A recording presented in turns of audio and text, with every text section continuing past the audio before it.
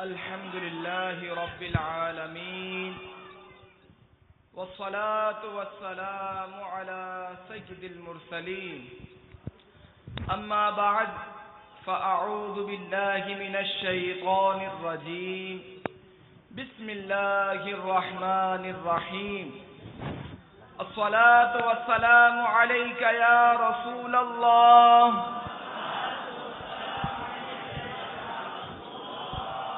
الصلاة والسلام عليك يا حبيب الله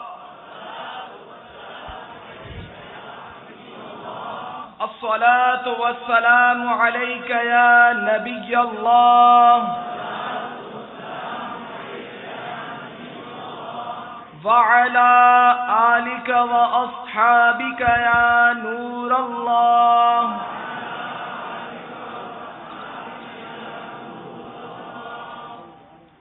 سرکار مدینہ راحت قلب و سینہ صلی اللہ تعالی علیہ وآلہ وسلم کا فرمان جنت نشان ہے، جو مجھ پر ایک دن میں 1000 مرتبہ درود پاک پڑھے گا وہ اس وقت تک نہیں مرے گا جب تک جنت میں اپنا مقام نہ دیکھ لے۔ وہ تو نہایت سستا سودا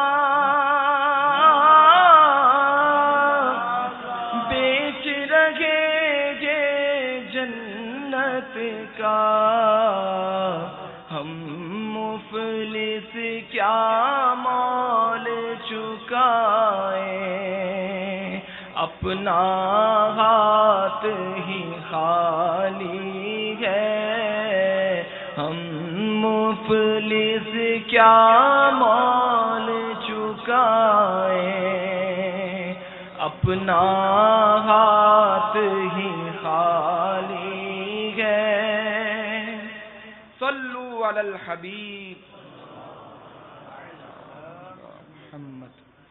زبردست عالم و محدث اور مشہور تابعی بزرگ حضرت سیدنا سفیان ثوری علیہ رحمت اللہ القوی سے مروی ہے کہ مرنے والا ہر چیز کو جانتا ہے، حتیٰ کہ غسال سے کہتا ہے تجھے خدا عز و جل کی قسم ہے تو غسل میں میرے ساتھ نرمی کر۔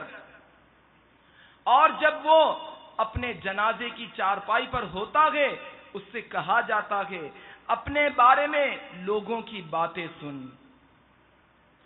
امیر المؤمنین حضرت سیدنا عمر فاروق اعظم رضی اللہ تعالی عنہ روایت کرتے ہیں نبی کریم رؤوف الرحیم علیہ افضل الصلاۃ والتسلیم کا فرمان عبرت نشان ہے، مردہ جب تخت پر رکھا جاتا ہے اور اسے لے کر ابھی 3 قدم ہی چلے ہوتے ہیں کہ وہ بولتا ہے اور اس کے کلام کو انسانوں اور جنوں کے علاوہ اللہ تبارک و تعالی جسے چاہتا ہے سنواتا ہے۔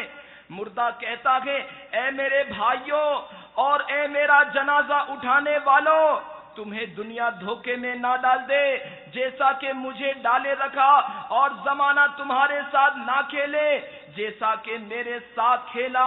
میں نے جو کچھ کمایا وہ اپنے ورثاء کے لیے چھوڑا۔ اللہ تبارک و تعالی قیامت کے دن مجھ سے حساب لے گا اور میری گرفت فرمائے گا، حالانکہ تم لوگ مجھے رخصت کرتے اور مجھے پکارتے یعنی میرے لیے روتے ہو۔ جیتنے دنیا سکندر تھا چلا، جیتنے دنیا سکندر تھا چلا، جب گیا دنیا سے خالی ہاتھ تھا۔ میٹھے میٹھے اسلامی بھائیوں، اس وقت کیسی بے کسی ہوگی جب روح جسم سے جدا ہو چکی ہوگی۔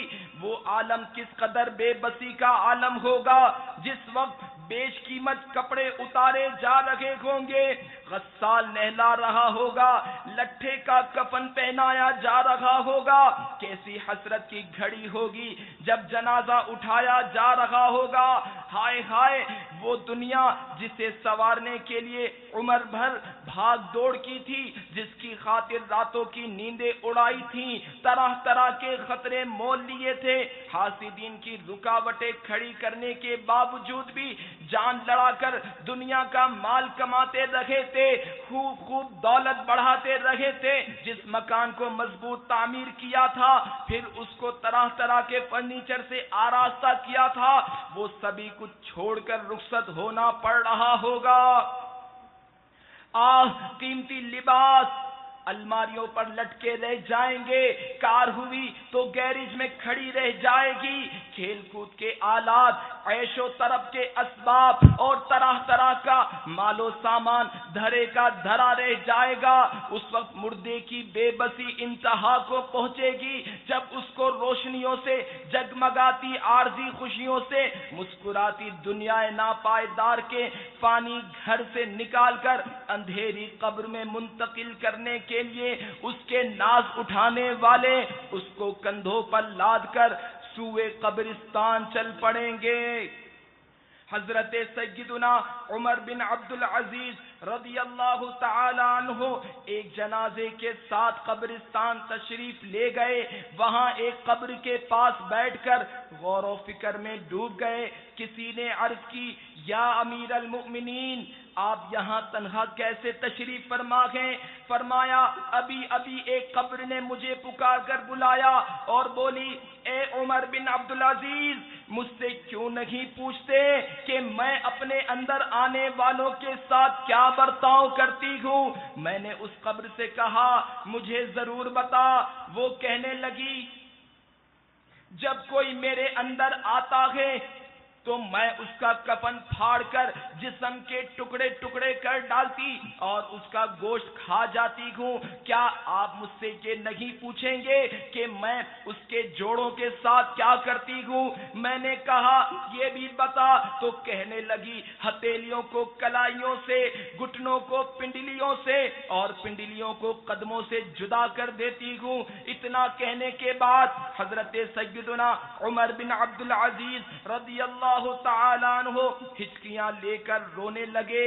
جب کچھ افاقہ ہوا تو کچھ اس طرح عبرت کے مدنی پھول لٹانے لگے۔ اے اسلامی بھائیوں، اس دنیا میں ہمیں بہت تھوڑا عرصہ رہنا ہے۔ جو اس دنیا میں صاحب اقتدار ہے وہ آخرت میں انتہائی ذلیل و خوار ہوگا۔ جو اس جہاں میں مالدار ہے وہ آخرت میں فقیر ہوگا، اس کا جوان بوڑھا ہو جائے گا، اور جو زندہ ہے وہ مردہ ہو جائے گا۔ دنیا کا تمہاری طرف آنا تمہیں دھوکے میں نہ ڈال دے، کیونکہ تم جانتے ہو کہ یہ بہت جلد رخصت ہو جاتی ہے۔ کہاں گئے تلاوت قرآن کرنے والے؟ کہاں گئے بیت اللہ کا حج کرنے والے؟ کہاں گئے ماہ رمضان کے روزے رکھنے والے؟ خاک نے ان کے جسموں کا کیا حال کر دیا، قبر کے کیڑوں نے ان کے گوشت کا کیا انجام کیا، ان کی ہڈیوں اور جوڑوں کے ساتھ کیا برتاؤ ہوا۔ اللہ عز و جل کی قسم، جو بے عمل دنیا میں آرام دہ نرم بستر پر ہوتے تھے، لیکن اب اپنے گھر والوں اور وطن کو چھوڑ کر راحت کے بعد تنگی میں گئے، ان کی اولاد گلیوں میں در بدر گئے، ان کی بیواؤں نے دوسرے نکاح کر کے پھر سے گھر بسا لیے، ان کے رشتہ داروں نے ان کے مکانات پر قبضہ کر لیا اور میراث آپس میں بانٹ لی۔ واللہ ان میں بعض تو خوش نصیب ہیں جو کہ قبر میں مزے لوٹ رکھیں گے، جبکہ بعض ایسے ہیں جو عذاب قبر میں گرفتار ہیں۔ افسوس، 100,000 افسوس، اے نادان، جو آج مرتے وقت کبھی اپنے باپ کی، کبھی اپنے بیٹے کی تو کبھی سگے بھائی کی آنکھیں بند کر رہا ہے۔ ان میں سے کسی کو نہلا رہا ہے، کسی کو کفن پہنا رہا ہے، کسی کے جنازے کو کندھے پر اٹھا رہا ہے تو کسی کو قبر کے تنگ و تاریک گھڑے میں دفنا رہا ہے۔ یاد رکھ، کل یہ سبھی کچھ تیرے ساتھ بھی ہونے والا ہے۔ کاش مجھے علم ہوتا کہ کون سا گال قبر میں پہلے سڑے گا۔ پھر حضرت سیدنا عمر بن عبد العزیز رضی اللہ تعالیٰ عنہ رونے لگے اور روتے روتے بے ہوش ہو گئے، اور 1 ہفتے کے بعد اس دنیا سے تشریف لے گئے۔ حجت الاسلام حضرت سیدنا امام محمد بن محمد غزالی علیہ رحمت اللہ الوالی احیاء العلوم میں فرماتے ہیں، بوقت وفات حضرت سیدنا عمر بن عبد العزیز رضی اللہ تعالیٰ عنہ کی زبان پر یہ آیت کریمہ جاری تھی، تلك الدار الآخرة نجعلها للذين لا يريدون علوا في الأرض ولا فسادا والعاقبة للمتقين۔ ترجمہ کنز الایمان، یہ آخرت کا گھر ہم ان کے لیے کرتے ہیں جو زمین میں تکبر نہیں چاہتے اور نہ فساد، اور عاقبت پرہیزگاروں ہی کی ہے۔ میٹھے میٹھے اسلامی بھائیوں، حضرت سیدنا عمر بن عبد العزیز رضی اللہ تعالیٰ عنہ کی یہ رقت انگیز حکایت عقل مندوں کے لیے زبردست تازیانہ عبرت ہے۔ شاہی موت کا ایک مزید واقعہ سماعت فرمائیے۔ چنانچہ حجت الاسلام حضرت سیدنا امام محمد بن محمد غزالی علی رحمت اللہ الوالی احیاء العلوم میں فرماتے ہیں، عین جاں کنی کے عالم میں کسی نے خلیفہ عبد الملک بن مروان سے پوچھا، اس وقت آپ خود کو کیسا پا رہے ہیں؟ جواب دیا، بالکل ویسا ہی جیسا کہ قرآن مجید کے 7ویں پارے میں سورۃ الانعام کی آیت نمبر 94 میں اللہ تبارک و تعالی نے فرمایا، وَلَقَدْ جِئْتُمُونَا فُرَادَى كَمَا خَلَقْنَاكُمْ أَوَّلَ مَرَّةٍ وَتَرَكْتُم مَّا خَوَّلْنَاكُمْ وَرَاءَ ظُهُورِكُمْ۔ ترجمہ کنز الایمان، اور بے شک تم ہمارے پاس اکیلے آئے جیسا ہم نے تمہیں پہلی بار پیدا کیا تھا، اور پیٹھ پیچھے چھوڑ آئے جو مال و متاع ہم نے تمہیں دیا تھا۔ حجت الاسلام حضرت سیدنا امام محمد بن محمد غزالی علی رحمت اللہ الوالی احیاء العلوم میں فرماتے ہیں، مشہور عباسی خلیفہ ہارون رشید علی رحمت اللہ المجید کا جب آخری وقت آیا تو وہ اپنے کفن کو الٹ پلٹ کر بار بار حسرت سے دیکھتے اور پارہ 29 سورۃ الحاقہ کی یہ آیت پڑھتے، ما اغنى عني مالية هلك عني سلطانية۔ ترجمہ کنز الایمان، میرے کچھ کام نہ آیا میرا مال، میرا سب زور جاتا رہا۔ میٹھے میٹھے اسلامی بھائیوں، حقیقت یہ ہے کہ اس دنیا میں آ کر ہم سخت آزمائش میں مبتلا ہو گئے ہیں۔ ہماری آمد کا مقصد کچھ اور تھا اور شاید سمجھ کچھ اور بیٹھے گئے۔ ہمارا انداز زندگی یہ بتا رہا ہے کہ معاذ اللہ گویا ہمیں کبھی مرنا ہی نہیں۔ یاد رکھیے، ہمیں یہاں ہمیشہ ہمیشہ کے لیے نہیں رہنا۔ اس دنیا میں آنے کا مقصد صرف مال کمانا یا فقط دنیا کے علوم و فنون کی ڈگریاں پانا اور صرف دنیاوی ترقیاں حاصل کیے جانا نہیں ہے۔ چنانچہ پارہ 18 سورۃ المؤمنون کی آیت 115 میں ارشاد ہوتا ہے، أَفَحَسِبْتُمْ أَنَّمَا خَلَقْنَاكُمْ عَبَثًا وَأَنَّكُمْ إِلَيْنَا لَا تُرْجَعُونَ۔ ترجمہ کنز الایمان، تو کیا یہ سمجھتے ہو کہ ہم نے تمہیں بیکار بنایا اور تمہیں ہماری طرف پھرنا نہیں؟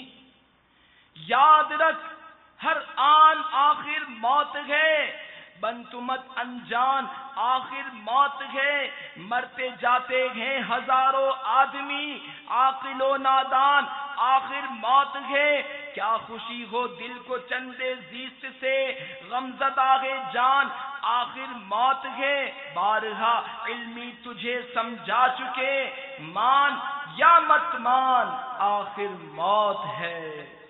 اللہ تبارک و تعالی نے انسان کو اپنی عبادت کے لیے پیدا کیا ہے، اگر اس نے اپنی زندگی کے مقصد میں کامیابی حاصل نہیں کی اور بروز محشر گناہوں کا انبار لے کر اگر پروردگار جل مجدہ کے دربار گوہر بار میں پیش ہوا تو رب تبارک و تعالی کی ناراضی کی صورت میں اس کی دنیا کی بے شمار دولت بھی اسے اپنے رب قہار جل مجدہ کے قہر و غضب سے نہیں بچا سکے گی۔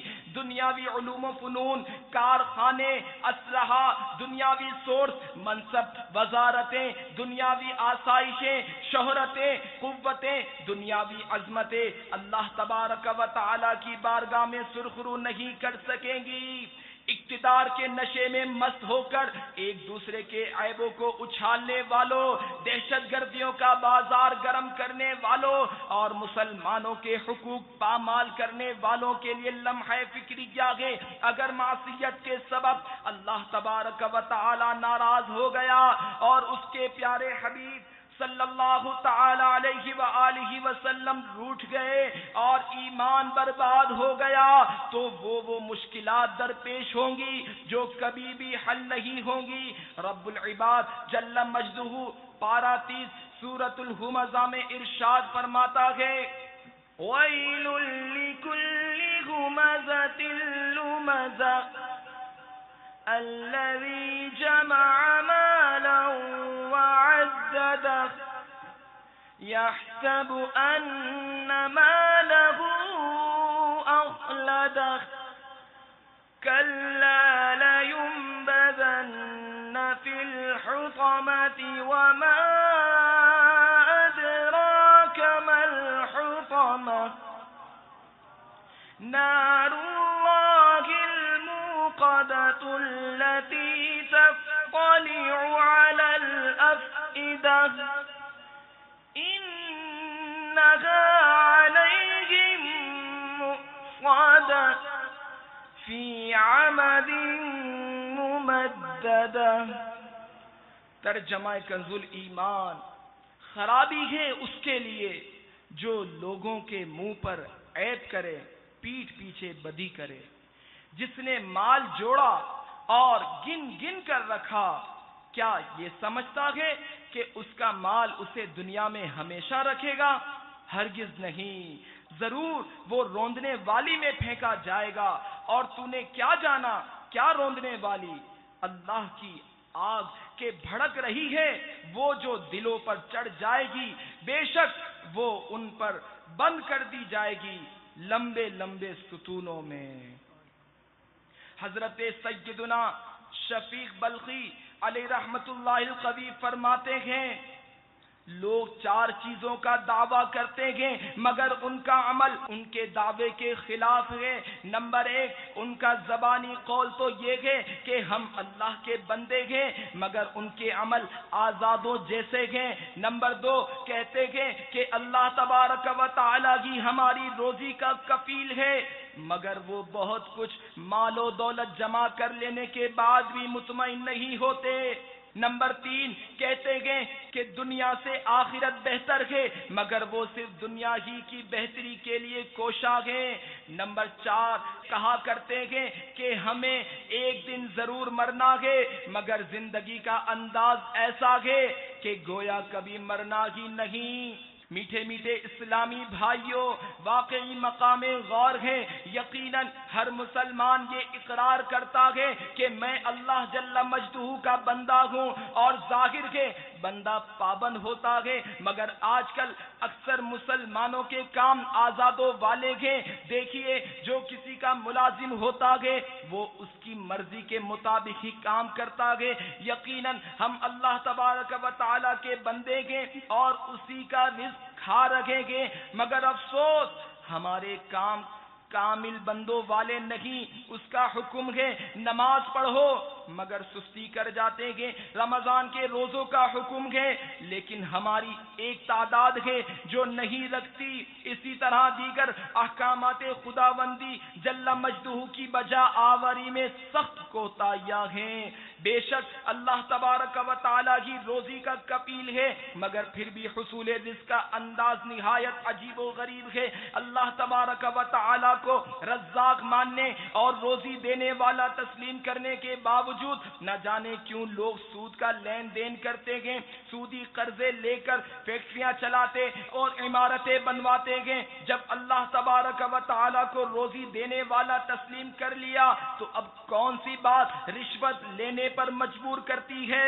کیا وجہ ہے کہ ملاوٹ والا مال فریب کاری کے ساتھ بیچنا پڑ رہا ہے؟ کیوں چوریوں اور لوٹ مار کا سلسلہ ہے؟ روزی کے یہ حرام ذرائع آخر کیوں اپنا رکھے ہیں؟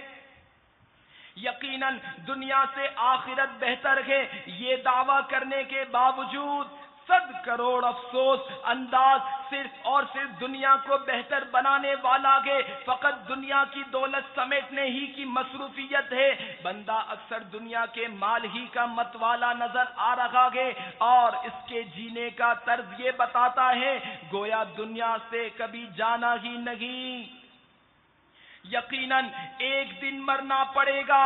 یہ تسلیم کرنے کے باوجود افسوس 100 کروڑ افسوس زندگی کا انداز ایسا ہے گویا کبھی مرنا ہی نہیں. دیکھیے حضرت سیدنا حسن بصری علیہ رحمت اللہ القوی ہمیں ایک دن مرنا پڑے گا کہ دعوے کی عملی تصویر تھے. ان کی زندگی کا انداز یہ تھا کہ ہر وقت اس طرح سہمے رہتے تھے جیسے انہیں سزائے موت سنا دی گئی ہو, جس کو آج کل بلیک وارنٹ کہتے ہیں. حالانکہ ان معنوں میں ہر ایک کے لیے بلیک وارنٹ جاری ہو چکا ہے. جو بھی پیدا ہوا ہے اسے مرنا ہی پڑے گا.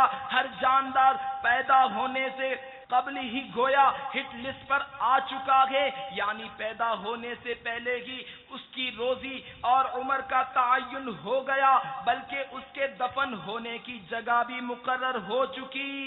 رحم مادر میں انسان کا پتلا بنانے کے لیے فرشتہ زمین کے اس حصے سے مٹی لاتا ہے جہاں یہ بندہ عمر گزارنے کے بعد مر کر دفن ہوگا.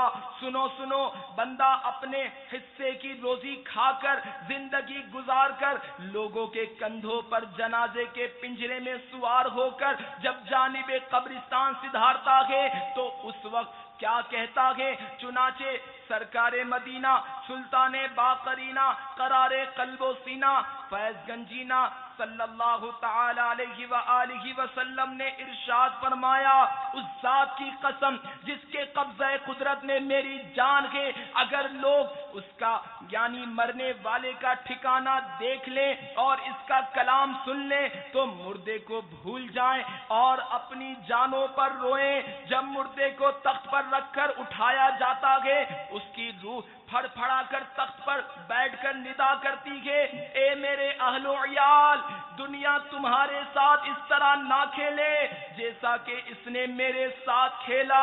میں نے حلال اور غیر حلال مال جمع کیا اور پھر وہ مال دوسروں کے لیے چھوڑ آیا. اس کا نفع ان کے لیے ہے اور اس کا نقصان میرے لیے. بس جو کچھ مجھ پر گزری ہے اس سے ڈرو یعنی عبرت حاصل کرو. میٹھے میٹھے اسلامی بھائیوں, مقام غور ہے. واقعی ہر جنازہ زبردست مبلغ ہے, گویا ہمیں پکار پکار کر کہہ رہا ہے کہ اے پیچھے رہ جانے والو, جس طرح آج میں دنیا سے جا رہا ہوں ان قریب تمہیں بھی میرے پیچھے پیچھے آنا ہے. یعنی جنازہ گویا ہماری رہنمائی کر رہا ہے. جنازہ آگے بڑھ کر کہہ رہا ہے اے جہاں والو, جنازہ آگے بڑھ کر کہہ رہا ہے اے جہاں والو میرے پیچھے چلے آؤ, تمہارا رہنما میں ہوں.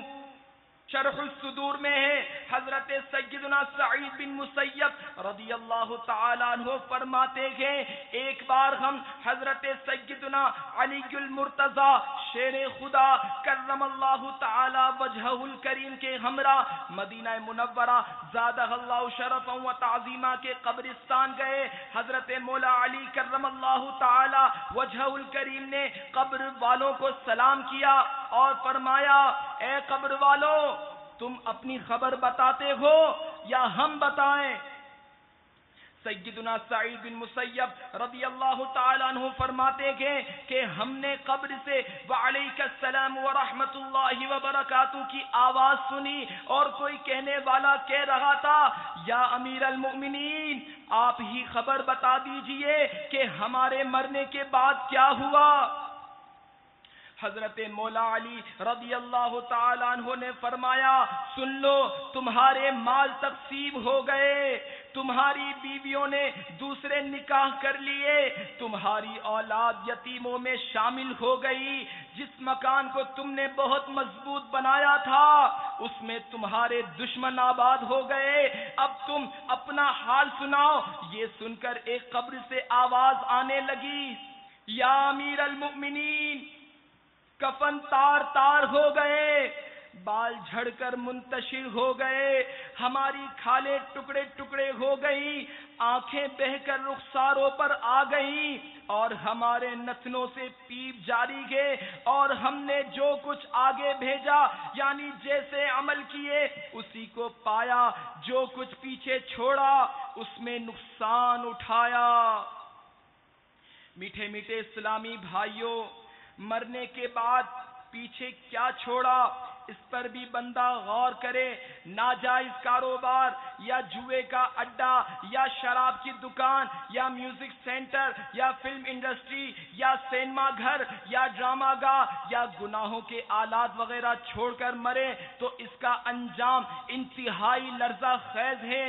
ایک عبرت ناک واقعہ سنیے.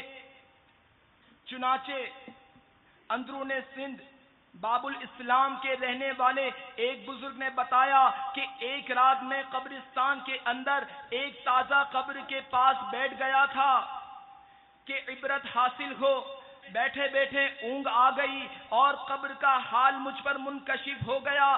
کیا دیکھتا ہوں کہ قبر والا آگ کی لپیٹ میں گئے اور چلا چلا کر مجھ سے کہہ رہا ہے مجھے بچاؤ مجھے بچاؤ. میں نے کہا میں کیسے بچاؤں؟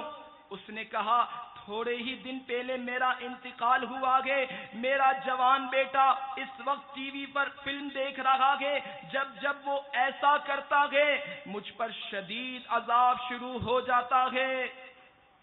خدا کے واسطے میرے جوان بیٹے کو سمجھاؤ کہ عیش خوشیوں میں نہ پڑے, وہ یہ ٹی وی نہ دیکھا کرے کیونکہ اسے میں نے خریدا تھا اور اب اس کی وجہ سے عذاب میں پھنس گیا ہوں. افسوس کہ میں نے اولاد کی دنیاوی تربیت تو کی لیکن اسلامی تربیت نہ کی, انہیں گناہوں سے نہ روکا اور قبر و آخرت کے معاملات سے خبردار نہ کیا.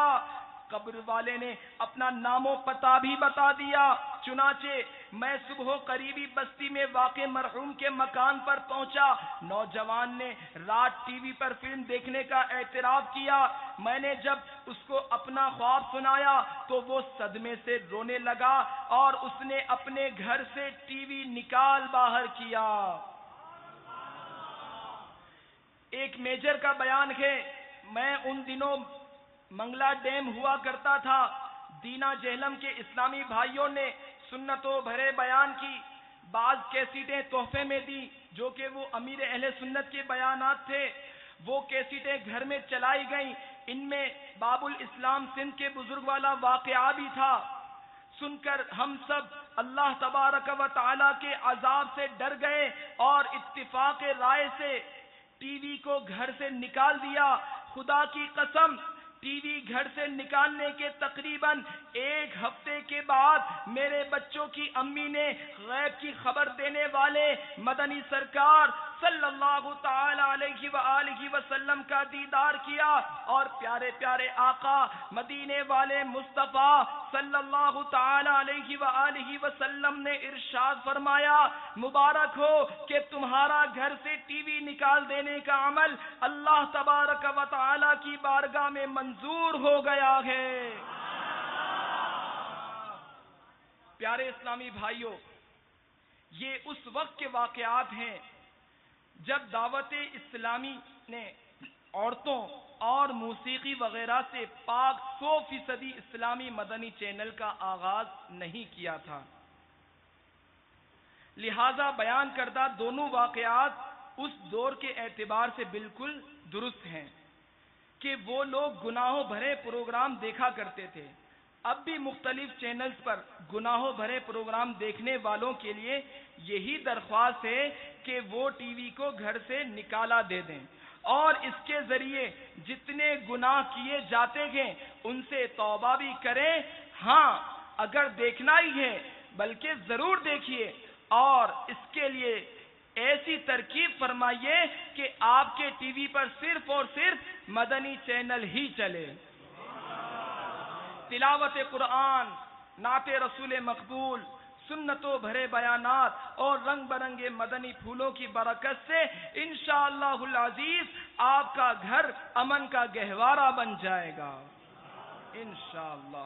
میٹھے میٹھے اسلامی بھائیوں، اپنے گناہوں سے سچی توبہ کیجیے اور یہ بھی عہد کیجیے کہ آئندہ گناہوں سے بچ کر نیکیاں اپنائیں گے۔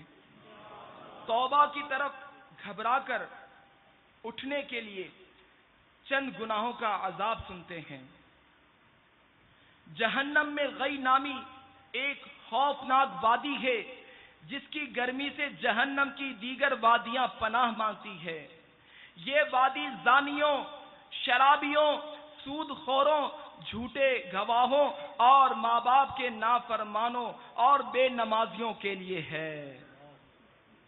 حضرت سیدنا ابو ہریرہ رضی اللہ تعالیٰ عنہ سے روایت ہے کہ رسول پاک صاحب لولاک سیاح افلاک صلی اللہ تعالیٰ علیہ وآلہ وسلم کا فرمان عبرت نشان ہے، جس کو اللہ تبارک و تعالیٰ نے مال عطا فرمایا اور اس نے اس کی زکوٰۃ ادا نہ کی تو قیامت کے دن اس کا مال ایک گنجے اژدہے کی صورت میں بنا دیا جائے گا کہ اس اژدہے کی 2 چتیاں ہوں گی جو اس کے بہت ہی زہریلے ہونے کی نشانی ہے، اور وہ اژدہا اس کے گلے کا توق یعنی ہار بنا دیا جائے گا جو اپنے جبڑوں سے اس کو پکڑے گا اور کہے گا میں ہوں تیرا مال، تیرا خزانہ۔ شراب پینے والے کان کھول کر سنیں اور تھر تھر کانپیں کہ رسول اللہ صلی اللہ تعالی علیہ وآلہ وسلم کا فرمان عبرت نشان ہے، جو شراب پی لے گا 40 دن تک اس کی نماز قبول نہیں ہوگی۔ اگر اس نے توبہ کر لی تو اللہ تبارک و تعالی اس کی توبہ قبول فرما لے گا، پھر اگر دوبارہ شراب پی لی تو پھر 40 دن تک اس کی نماز قبول نہیں ہوگی۔ اگر اس نے توبہ کر لی تو اللہ تبارک و تعالی اس کی توبہ قبول فرمائے گا، پھر اگر تیسری بار شراب پی لی تو پھر 40 دنوں تک اس کی نماز قبول نہیں ہوگی۔ اگر اس نے توبہ کر لی تو اللہ تبارک و تعالی اس کی توبہ قبول فرمائے گا، پھر اگر چوتھی مرتبہ اس نے شراب پی لی تو پھر 40 دنوں تک اس کی نماز قبول نہیں ہوگی۔ اب اگر اس نے توبہ کر لی تو اس کی توبہ قبول نہیں ہوگی اور اسے نہر خبال یعنی دوزخیوں کی پیپ کی نہر سے پلائے گا۔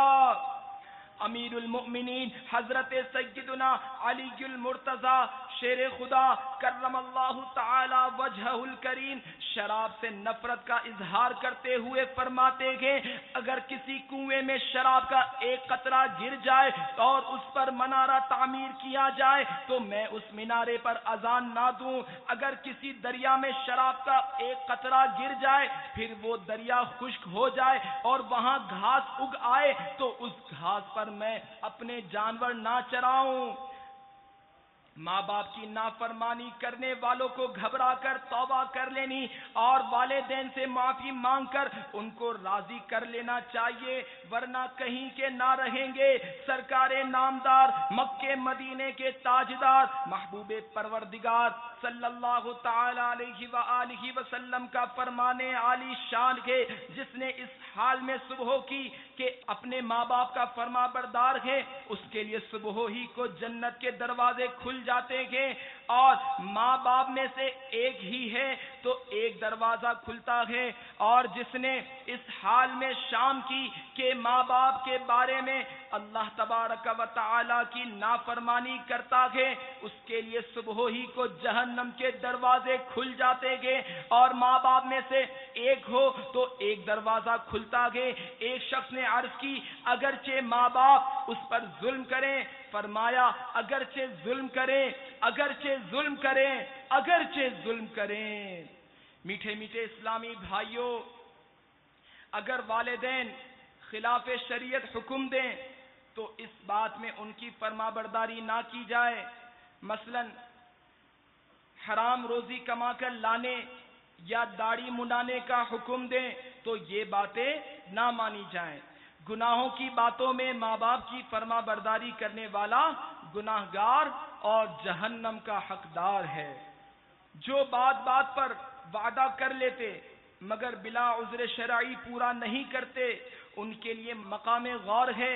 چنانچہ مکے مدینے کے سلطان سرکار دو جہان صلی اللہ تعالی علیہ وآلہ وسلم کا فرمانے عبرت نشان ہے، جو کسی مسلمان سے عہد شکنی یعنی وعدہ خلافی کرے، اس پر اللہ تبارک و تعالی اور فرشتوں اور تمام انسانوں کی لعنت ہے، اور اس کا کوئی فرض قبول ہوگا نہ نفل۔ سرکار مدینہ منورہ سردار مکہ مکرمہ صلی اللہ تعالی علیہ وآلہ وسلم کا فرمانے حقیقت نشان ہے، معراج کی رات مجھے ایک ایسی قوم کے پاس سیر کرائی گئی کہ ان کے پیٹ کوٹھڑیوں کے مثل تھے جن میں سانپ بھرے تھے، جو پیٹوں کے باہر سے نظر آ رہے تھے۔ میں نے پوچھا اے جبرائیل یہ کون لوگ ہیں؟ تو انہوں نے کہا یہ سود کھانے والے ہیں۔ اللہ عز و جل کے محبوب دانائے غیوب منزہ عن العیوب صلی اللہ تعالی علیہ وآلہ وسلم کا ارشاد عبرت بنیاد ہے، سود کا 1 درم جان بوجھ کر کھانا 36 مرتبہ زنا کرنے سے بھی زیادہ سخت اور بڑا گناہ ہے۔ حضرت سیدنا عبداللہ ابن مسعود رضی اللہ تعالیٰ عنہ سے روایت ہے کہ بندہ جو حرام مال کمائے گا اگر خرچ کرے گا تو اس میں برکت نہ ہوگی، اور اگر صدقہ کرے گا تو وہ مقبول نہیں ہوگا، اور اگر اس کو اپنی پیٹھ کے پیچھے چھوڑ کر مر جائے گا تو وہ اس کے لیے جہنم کا توشہ بن جائے گا۔ سود کی تباہ کاریوں اور اس سے بچ کر تجارت وغیرہ کرنے کے طریقوں پر آگاہی حاصل کرنے کے لیے مکتبۃ المدینہ کا مطبوعہ 92 صفحات پر مشتمل رسالہ سود اور اس کا علاج ضرور پڑھیے، انشاءاللہ العزیز آپ کی آنکھیں کھل جائیں گی۔ میٹھے میٹھے اسلامی بھائیوں، ہوش میں آئیے، غفلت سے بیدار ہو جائیے، جھٹ پٹ گناہوں سے توبہ کر لیجئے، فرنگی تہذیب سے پیچھا چھڑائیے، میٹھے میٹھے آقا مکے مدینے والے مصطفیٰ صلی اللہ تعالی علیہ وآلہ وسلم کی میٹھی میٹھی سنتیں اپنائیے، اپنی اصلاح کے ساتھ ساتھ دوسروں کی اصلاح کا بھی ذہن بنائیے، نیکی کی دعوت کی خاطر مر مٹنے کا جذبہ پیدا کیجیے، جان و مال اور وقت سب کچھ احیاء سنت کے لیے قربان کرنے کا ذوق بڑھائیے، اور نیت فرمائیے کہ مجھے اپنی اور ساری دنیا کے لوگوں کی اصلاح کی کوشش کرنی ہے انشاءاللہ عز و جل۔ اپنی اصلاح کی کوشش کے لیے مدنی انعامات پر عمل اور ساری دنیا کے لوگوں کی اصلاح کی کوشش کے لیے مدنی قافلوں میں سفر کرنا ہے انشاءاللہ۔ الحمدللہ تبلیغ قرآن و سنت کی عالم کی غیر سیاسی تحریک دعوت اسلامی کے مہکے مہکے مدنی ماحول میں بکثرت سنتیں سیکھی اور سکھائی جاتی ہیں۔ ہر جمعرات مغرب کی نماز کے بعد آپ کے شہر میں ہونے والے دعوت اسلامی کے ہفتہ وار سنتوں بھرے اجتماع میں ساری رات گزارنے کی مدنی التجا ہے۔ عاشقان رسول کے مدنی قافلوں میں سنتوں کی تربیت کے لیے سفر اور روزانہ فکر مدینہ کے ذریعے مدنی انعامات کا رسالہ پر کر کے اپنے یہاں کے ذمہ دار کو جمع کروانے کا معمول بنا لیجئے۔ انشاءاللہ العزیز اس کی برکت سے پابند سنت بننے، گناہوں سے نفرت کرنے اور ایمان کی حفاظت کے لیے کڑنے کا ذہن بنے گا انشاءاللہ۔ بیان کو اختتام کی طرف لاتے ہوئے سنت کی فضیلت اور چند سنتیں اور آداب بیان کرنے کی سعادت حاصل کرتا ہوں۔ تاجدار رسالت، شہنشاہ نبوت، مصطفیٰ جان رحمت، شمع بزم ہدایت، نوشائے بزم جنت صلی اللہ تعالی علیہ وآلہ وسلم کا فرمان جنت نشان ہے: جس نے میری سنت سے محبت کی اس نے مجھ سے محبت کی، اور جس نے مجھ سے محبت کی جنت میں وہ میرے ساتھ ہوگا۔ صلو علی الحبیب۔ فرمان الہی جل مجدہ: أَلَمْ نَجْعَلِ الْأَرْضَ كِفَاتًا أَحْيَاءً وَأَمْوَاتًا۔ ترجمہ کنز الایمان: کیا ہم نے زمین کو جمع کرنے والی نہ کیا تمہارے زندوں اور مردوں کی۔ اس آیت مبارکہ کے تحت تفسیر نور العرفان میں اس طرح ہے کہ زندے زمین کی پشت یعنی پیٹھ پر اور مردے زمین کے پیٹ میں جمع ہے۔ میت کو دفن کرنا فرض کفایہ ہے، یعنی ایک نے بھی دفنایا تو سب بری ذمہ ہو گئے، ورنہ جس کو خبر پہنچی تھی اور نہ دفنایا تو گناہگار ہوگا۔ یہ جائز نہیں کہ میت کو زمین پر رکھ دیں اور چاروں طرف سے دیواریں قائم کر کے بند کر دیں۔ قبریں بھی اللہ تبارک و تعالی کی نعمت ہیں کہ جن میں مردے دفن کر دیے جاتے ہیں تاکہ جانور اور دوسری چیزیں ان کی اہانت یعنی توہین نہ کریں۔ صالحین یعنی نیک بندوں کے قریب دفن کرنا چاہیے کہ ان کے قرب کی برکت اس سے شامل ہوتی ہے۔ اگر معاذ اللہ مستحق عذاب یعنی عذاب کا حقدار بھی ہو جاتا ہے تو وہ شفاعت کرتے ہیں، وہ رحمت کہ ان پر نازل ہوتی ہے اس سے بھی گھیر لیتی ہے۔ حدیث پاک میں ہے، سرکار دو عالم صلی اللہ تعالی علیہ وآلہ وسلم فرماتے ہیں، اپنے اموات یعنی مردوں کو اچھے لوگوں کے ساتھ دفن کرو۔ رات کو دفن کرنے میں کوئی حرج نہیں۔ ایک قبر میں ایک شخص سے زیادہ بلا ضرورت دفن کرنا جائز نہیں، اور ضرورت ہو تو کر سکتے ہیں۔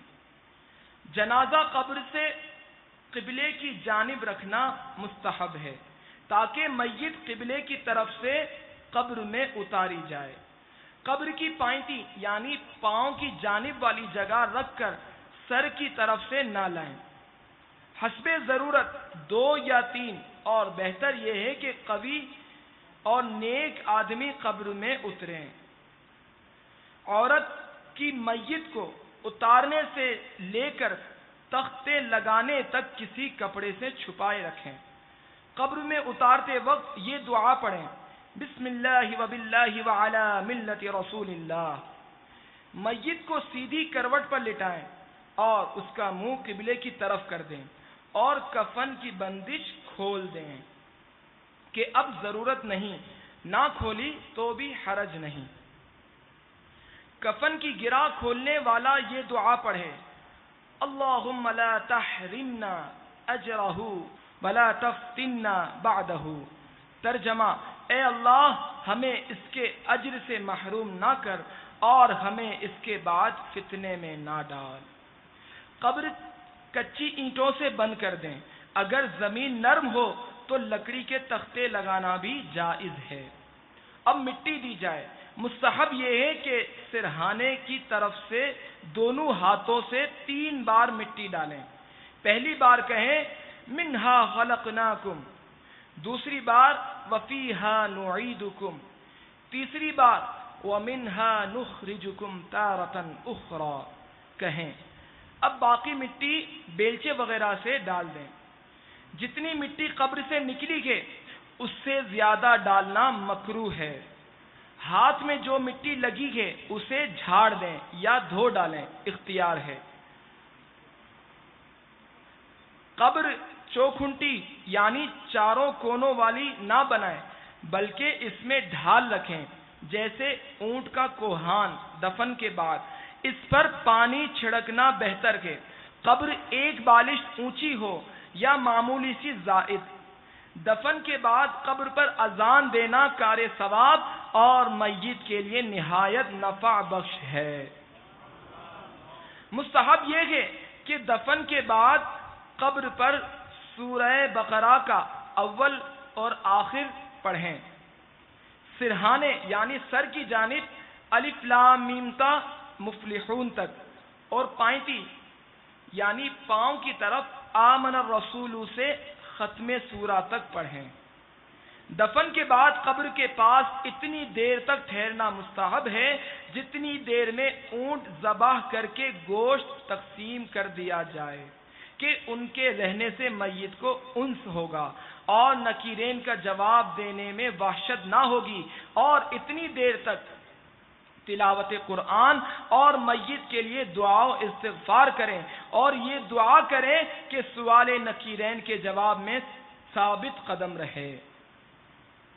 شجرہ یا عہد نامہ قبر میں رکھنا جائز ہے، اور بہتر یہ ہے کہ میت کے منہ کے سامنے قبلے کی جانب طاق کھود کر اس میں رکھیں، بلکہ در مختار میں کفن پر عہد نامہ لکھنے کو جائز کہا ہے، اور فرمایا ہے کہ اس سے مغفرت کی امید ہے۔ اور میت کے سینے اور پیشانی پر بسم اللہ الرحمن الرحیم لکھنا جائز ہے۔ ایک شخص نے اس کی وصیت کی تھی، انتقال کے بعد سینہ اور پیشانی پر بسم اللہ شریف لکھ دی گئی۔ پھر کسی نے انہیں خواب میں دیکھا، حال پوچھا، کہا جب میں قبر میں رکھا گیا عذاب کے فرشتے آئے، فرشتوں نے جب پیشانی پر بسم اللہ شریف دیکھی کہا تو عذاب سے بچ گیا۔ یوں بھی ہو سکتا ہے کہ پیشانی پر بسم اللہ شریف لکھیں اور سینے پر کلمہ طیبہ لا الہ الا اللہ محمد الرسول اللہ صلی اللہ تعالی علیہ وآلہ وسلم، مگر نہلانے کے بعد کفن پہنانے سے پیشتر کلمے کی انگلی سے لکھیں، روشنائی یعنی انک سے نہ لکھیں۔ قبر سے میت کی ہڈیاں باہر نکل پڑیں تو ان ہڈیوں کو دفن کرنا واجب ہے۔